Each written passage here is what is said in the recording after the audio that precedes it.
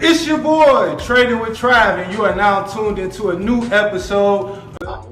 Warm. I heard that. I heard that. It's definitely a little cold out there. Speaking of it being cold, it's a little cold on that crypto market too, Miss Piv. Would you agree? Would you agree? Right. We slide, but we surviving. I mean, that's the market. There's ups, there's downs, but the strong survive. So we gonna survive. Oh yeah, that's definitely a good point. So starting with the crypto market, what would you say, I guess, in your expert advice, would be just some of the things, again, that people that maybe are new to the market want to keep in mind for this year? Are there any new cryptos that you excited about? What kind of tidbits would you have for us? Well, I mean, just for people who just starting out, some people are still just trying to wrap their hand around, like, what is cryptocurrency? What does crypto do? Crypto is evolving faster than anything I've ever seen before financially in my life. But just to give the basics, cryptocurrency, you hear what it is in the word currency, right? It's an electronic form of payment for different services or to buy different products, but it's also an amazing investment tool. And the beauty of crypto is it is decentralized finances. And what does that mean? That means cut the middleman out. You know, we're used to traditional banking where you go to the bank, you deposit your money there, they know what you have in the bank. They do whatever they want to do with your money behind closed doors, what a lot of us don't even know about. And then when you want to take your money out, you got to get permission. When you want to send your money to your family that's overseas, you have to ask them, and then they charge on your money. What crypto is saying is, let's eliminate all of this. If I got the money and you got the money, let me send you the money. If I got the money and you have something that I need to purchase, let me send it to you. And we can have our own financial records, right? Because essentially that's what the bank is providing. An itemized financial record of this money came from here and it went to there. Listen, we can handle all of that ourselves. We don't need this middleman or this asset to do it for us. We can do it for ourselves. So that's really what crypto was created for. And it's just what's next. You know what I mean? It's what's next, and people just need to get ready for it. It's here.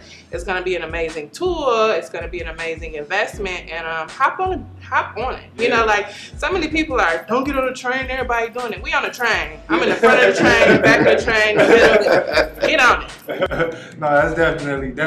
I appreciate that. Definitely a lot of good nuggets in there explaining what crypto is. So if you haven't had that understanding or had that knowledge base, definitely tune in to the moon, so we can keep giving you some info on it. So I appreciate that. Now you did say something that kind of caught my eye, and if you've been watching To the Moon, you heard Jamal even kind of talk about the different things that the bank does, you know, with our money when we put it in those accounts. So with that in mind, Jamal, can you kind of just give us that mindset of the bank as an institution, and then also if you have some nuggets for us for 2022, what should we be using the bank for this year? Okay, we have to keep in mind that a bank is for profit. Right. That's not for you. They're for profit. Okay. So the thing is, they ought to make money. They have shareholders they report to, and so everything they do, like you see, the rates are starting to rise up. Interest rates are rising. So if you're trying to get a house, you want to talk to Miss Brittany right now before them rates go up. I'm just putting that plug out there now because it's coming. But the rates are going up. So the interest rates they charge for you to borrow money is going up. But the savings account interest rates going up about this much, maybe even less. So you're not making no money from the bank. So you just have to put enough money in the bank to show that you got income, to show that you got enough to whatever you're trying to do. But no more money than that. You want to get into crypto. You want to get into an investments with that because it's a losing battle for you. Right. And then like she said, you got to ask permission to get your money over a certain amount. Yeah. You got to report to the IRS you're giving out the money a certain amount. Right. You want to do a cashier's check of $3,000, $4,000, $5,000. You got to fill out a form with the Fed. So it's a lot that goes into it, a lot of controls in there. And the thing is, they don't want us to take the control back for ourselves, especially us. And as black people, we've been discriminated against for so long, and they continue telling us that that's over, but it's not, because you may have a black face in front of you that's taking your loan or application, doing this for you, but it's an underwriter out in let's say Booney Falls somewhere that's looking over there. They're gonna look at your zip code and look at you. They're gonna question how you make this much money. What do? You gotta be selling dope. So they're gonna put all these extra things on you they wouldn't put on Jim Smith from 125 Main Street. They wouldn't do that to him. So it's still that discriminatory things going on. So we have to just work together as our own, get our own bank, do our own thing, and we can invest in one another. That's my main thing is, make the bank work for you because they definitely not working for you. All right, that's a good tip. So 2022, make the bank work for you. And then really quick, I'll chime in just because both of you really touched on things as far as with the stock market, right? Man, 2022 came with a vengeance with just the market. So as far as planning and what should you be doing this year, right? Well, it seems as though with our great run with tech, right? Everything tech was just killing it for the last couple of years. As far as this year goes, there's not as much, we'll just say cash flow that there was maybe even last year. And so with that, with talks of inflation, it's causing the market to be a little unsettled. So where do you go, right? When what you thought was a for sure thing turns out to be a little shaky. One, don't panic, right? If you bought a good quality company, that good quality company is going to be a good quality company. I know Apple took a bit of a slide. I know Amazon, Microsoft, they all took a little bit of a slide. We'll just say that to be friendly. But those companies are going to be around. If I were to ask you right now, if Apple closed, would the world be okay? The answer is probably no. If Microsoft went away, how would schools work? How would Microsoft Office work? So I definitely understand the concern when we're watching dips, but then we also want to understand what our plans are and understand not to panic. So that's the first advice, is not to panic if you have quality. The second bit of advice there is to diversify. When tech is down, there are other sectors that you can look to. Energy sector, oil is definitely hot, industrials. So you want to kind of look in those areas should you maybe run into a bit of a logjam throughout the year on the tech side. And also keep in mind that when the market bottoms, those are the best entries, right? So, right now you're able to get a really good deal on Microsoft, a really good deal on Facebook, right? So take advantage of that. Don't allow the market to put so much fear in your heart that you're kind of scared away from things that we know are going to be here. You know what I mean? And so that is what I definitely want you to have in mind as it pertains to the stock market in 2022. Now, you done made all of this money, right? Or you working to get all of this money.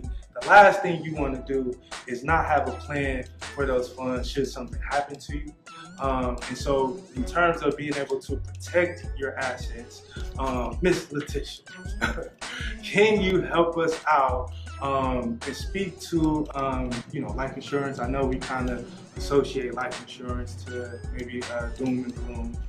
But there are more benefits to life insurance than just it being something that is passed on. So can you maybe give us a little bit of game, a little gems on? Yeah, so I like to think of life insurance as life assurance. So you're assuring things that you're growing while you're living and creating these businesses or assets for you to thrive and for your families to thrive. So one of the things that I really try to work with my clients is to really teach them that when you are expanding your portfolio, you are investing in the stock market, though there's a risk. We just talked about that volatility of the stock market.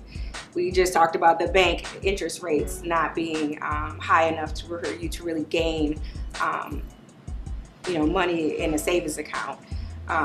Life insurance is actually a way for you to leverage that and save money at a higher interest rate that you can pull from through whole life insurance. And so I really try to encourage clients and people in the public to really research life insurance and life insurance companies, because not all of them are the same. And so when we talk about that cash value, the living benefits, when you purchase a whole life insurance plan, you're really are saving money at a 5%, at least 5% interest rate. And so on top of that, some policies, when you purchase a $100,000 life insurance policy, some of those, if it's a whole life, that death benefit that goes to your family, that $100,000, the longer you have the policy, it grows too. So you don't end with $100,000, you might end with 200, 300, depending on how long that you have that policy. So it's a lot to life insurance. There's different riders that you can purchase. You can purchase life insurance on your children as a way to grow their assets and their savings.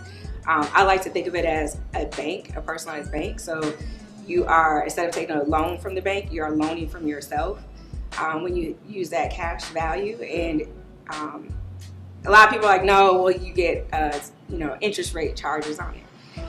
But the money that you take out stays in an account like it's never left. And so you're still growing it at that 5%. Versus taking $20,000 out and you're losing $20,000 and it's growing at that lower level. So this is a long-term plan. This is not a get rich quick. So I think I posted on social media the other day. I know a couple people follow Earn Your Leisure, and they talked about 2030. Your 2030 is really going to be determined by 2022. So if you think about that in 7 years, if you purchase a whole life policy, that is really going to grow and you can start to pull out of it 7 to 10 years. You will see that those rates really start to fluctuate and come in at a higher compounded interest. So, and then there's term, right? So there's people that think, okay, don't buy whole life, it's too expensive, invest in the stock market instead, which is fine. It really depends on how much money that you're bringing in. I would never tell somebody to purchase a whole life policy if they just don't have the funds to really do it. So it's more so about what's best for your financial situation and your families. Term is cheaper. You could get 10, 20 year policies. Some insurance companies offer like to your 80, so you can buy a term all the way to your 8 years old. But the thing is, term will get more expensive every time it has to, as your age increases. So if you buy a 10 or 20 year policy, once that lapses, you purchase another one, it's going to be more expensive because it's going to be at your age. So one thing that I've noticed while I've been in this industry is that people wait too long. So I've seen clients younger than me that have had breast cancer, colon cancer, diabetes, and have been declined for life insurance. And so when I say do your research, because not all life insurance pays out when a person dies. They could say, oh, this was not in our guidelines for filing claims. Educate your family on how to file a claim once you pass away. But really, my biggest thing is while you're building these assets, which you're also creating liabilities. I know for my children, I don't want my assets to ever be a liability for them. So I have a life insurance policy, they have life insurance policies, and I'm, passing assets, not liabilities. So yeah, that's good. That's a lot of gems. Thank you. Thank you for that. That is a mouthful. A lot of nuggets, and definitely if you haven't had that conversation with family, if maybe you're interested in kind of getting more information about life insurance, please reach out to Miss Letitia so that she can help you out on that journey. So we went around the room and we kind of gave some tips, and again, we appreciate the time that everyone has had. So as we're wrapping up, are there any last things that you want to just kind of leave with the people for 2022 to make sure that they're staying on top of? Yeah, I'll start. For all my crypto people who are in the game, people who are joining, people who are learning, lose your emotional attachment with money. In order to be successful, I feel like in any area of the stock market, crypto, you have to understand that you will gain and you will also lose. If you're so emotionally attached to money, when you lose, you'll have this like a breakup. Oh man, it's gone. I need my money back. I can't take it. Man, I don't watch my account go from here to climb back up to there. You got to feel the same about it every time. You know what I mean? If it was easy and it was only in profit, it wouldn't even exist, right? So it's part of it. And if you really look at statistics and study, it will show. As soon as it start dipping, people are selling off, not even in profit. But those who play the game usually succeed. So stick with it, hold it out. You see that money go down, it's okay, it'll go back up eventually, hopefully. Sure. But you have to lose your emotional attachment with it, or you'll never live it out. Sure, that's definitely a good gem. Maul, got anything that you want to leave the people with? This is something I work with my clients on before we even get started as far as what we're gonna do together. What are your goals? Yeah. I can't base my goals on epiphany goals or the teacher goals. They gotta be specific to me. Yeah. I may not want to get in crypto, but I need to do something that's specific to me. Yeah. What do I want to accomplish? Put it down on paper so you have something to shoot for. Right. You may have a 30-day goal, then a 6-month goal, then a 1-year goal, and a long-term goal, but have some goals. Right. What it is that you want to do? What is it you want to accomplish? You can't just get up every day and say, here we go. Yeah. You know, you got to have something that you're shooting for. If you ain't shooting for that, you might as well die. We don't want them to die. I'm just keeping it real because I'm just keeping it real though, because you're not living. Yeah, I get what you got to have a purpose to what you're doing. If you ain't got no purpose to what you're doing, why are you even doing? Absolutely. You just the walking dead. You a zombie. I feel you. Definitely. So definitely. No, I definitely get a good point. Find something that you can latch on to, that you can believe in. Whether it is the stock market, whether it's real estate, life insurance. There's things out here that your money can work for you. So you don't have to always trade your time for your money. There is a way that you can make this happen for yourself. So definitely get with someone and start some sort of plan. Ms. Tish, did you want to leave us with something? I think my parting advice would be to really let go of the doom and gloom of life insurance. And that is, to me, when you think of generational wealth, and if you care about generational wealth and leaving finances and creating that asset for your family, is to purchase life insurance, because it's gonna pay out way more than what you put into it.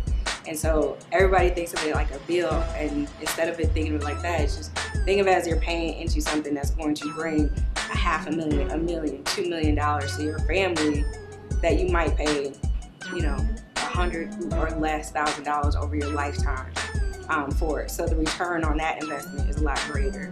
And so, and it's, like I said, it's one of the easiest ways to build generational wealth. Absolutely. We do thank you for your time. That is all the time that we have today. As always, we want you to be safe, be smart, and be dangerous. Till next time, to the moon.